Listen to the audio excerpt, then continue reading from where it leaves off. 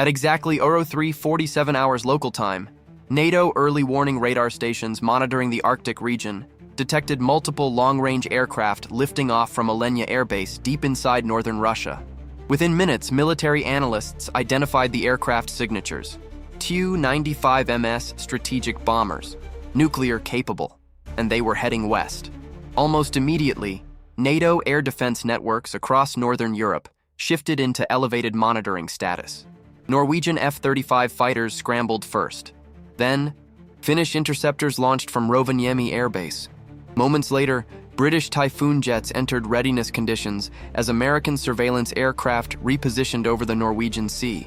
Because this was not a routine patrol, the bombers were flying closer to NATO airspace than usual, and they were accompanied by electronic warfare aircraft and long-range fighter escorts.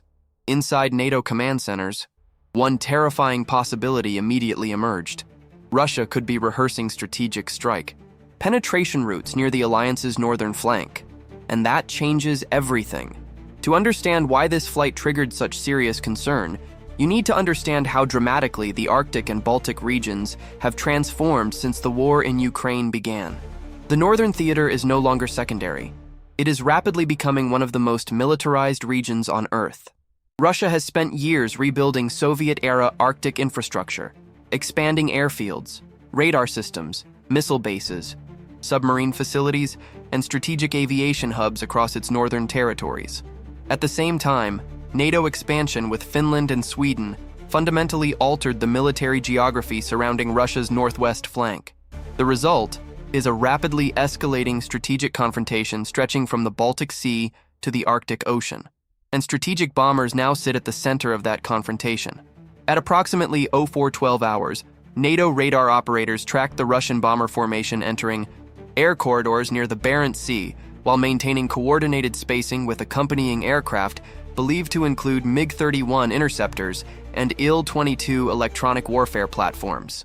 That combination immediately raised alarm levels, because modern Russian strategic aviation missions are no longer simply symbolic. They increasingly integrate electronic warfare, missile simulation profiles, radar mapping, and alliance response monitoring during the same operation. This means every NATO reaction becomes intelligence for Moscow. Every radar activation, every interceptor launch, every communication frequency, every tactical maneuver. The sky itself has become an intelligence battlefield. At 0426 hours, Norwegian military officials confirmed that Allied aircraft had established visual identification of the Russian bombers while maintaining what NATO described as safe operational distance. But beneath the diplomatic language, military tension was intensifying rapidly. Because Tu-95MS bombers are not ordinary aircraft. Despite their Cold War appearance, these strategic bombers remain a critical component of Russia's nuclear triad. They are capable of launching long-range cruise missiles, carrying either conventional or nuclear warheads from hundreds or even thousands of kilometers away. And in a real conflict, many of those missiles would likely travel across the exact regions where these patrols are now occurring. This is why NATO watches every movement so closely.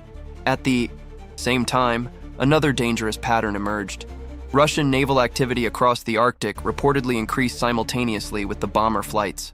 NATO maritime surveillance assets began tracking unusual submarine signatures near the Greenland-Iceland-UK gap, one of the most strategically important naval choke points in the world.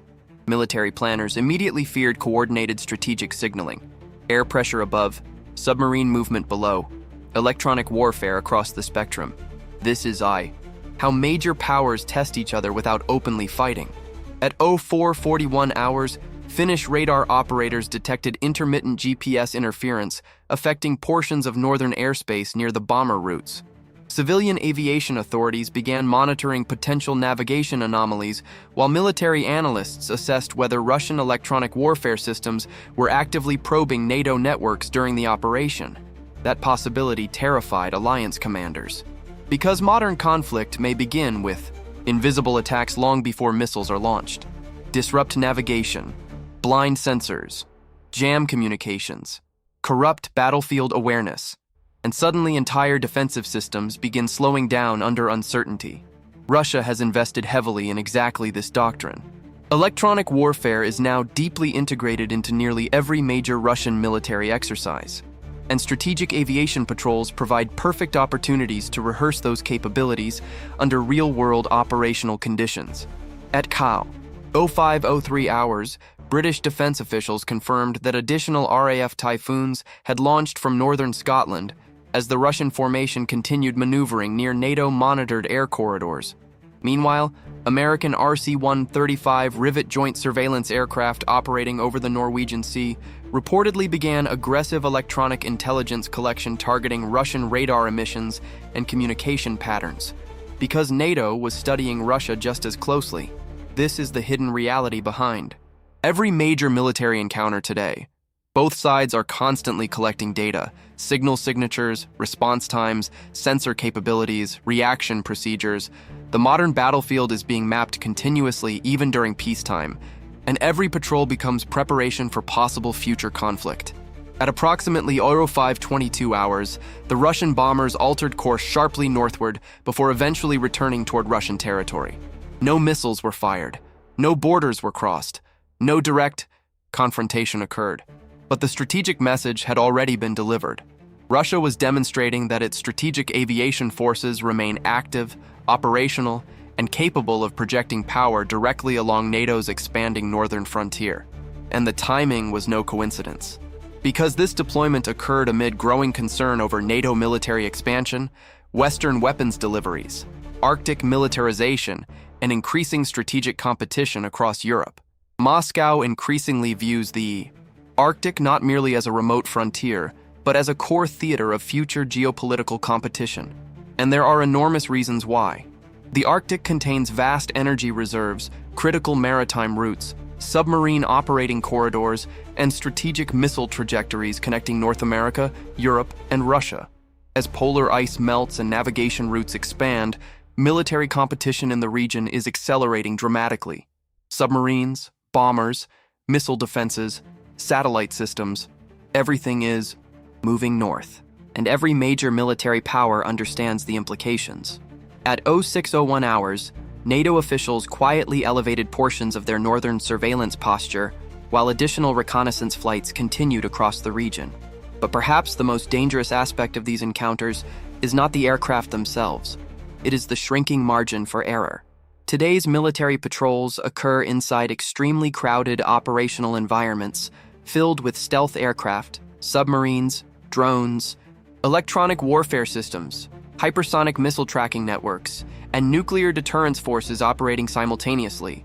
One radar misinterpretation, one navigation error, one accidental collision, one false alert, and escalation pressure could spiral rapidly, especially when nuclear-capable systems are involved.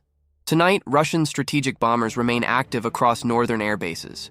NATO fighters continue combat air patrols over the Arctic and Baltic regions. Surveillance satellites monitor every movement while submarines from multiple nations move silently beneath freezing waters.